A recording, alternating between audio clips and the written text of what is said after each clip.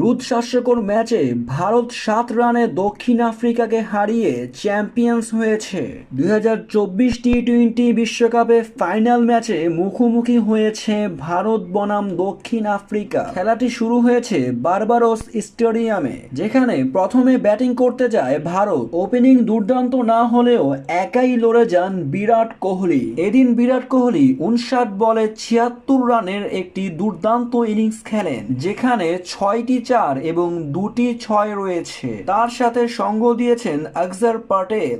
31 বলে 47 রান করেছেন এই অলরাউন্ডার ব্যাটসম্যান। 4টি ছক্কা, একটি 4 মেরেছেন। শুভম ডুবের 27 রানের ইনিংসে 176 রান করে ভারত। 177 রানের টার্গেটে দক্ষিণ আফ্রিকা জয়ের লক্ষ্যে ব্যাটিংয়ে নামে। তবে ভারতীয় বোলারদের সামনে টিকতে পারেনি দক্ষিণ আফ্রিকার ব্যাটসম্যানরা। ক্রিস্টান স্টাফস ও হেনরিক ক্লাসেন দারুণ ব্যাটিং করলেও জয় আনতে পারেনি ভারত থেকে, যেখানে হেনরিক ক্লাসেন করেছেন 27 বলে 52 রানের একটি ইনিংস। এদিন ভারতের হয়ে দুর্দান্ত বোলিং করেছেন হার্দিক পান্ডিয়া। 3 ওভার বোলিং করে 3 উইকেট শিকার করেছেন। জাসপ্রীত বুমরা এদিন 4 ওভার বোলিং করে 2 উইকেট শিকার করেছেন, রান দিয়েছেন 18 রান। ভারতীয়দের বোলিং এর সামনে টিকতেই পারেননি দক্ষিণ আফ্রিকার ব্যাটসম্যানরা। এতেই 7 রানের জয় পায় ভারত। 2024 সালের টি-20 চ্যাম্পিয়ন্স দল ভারত।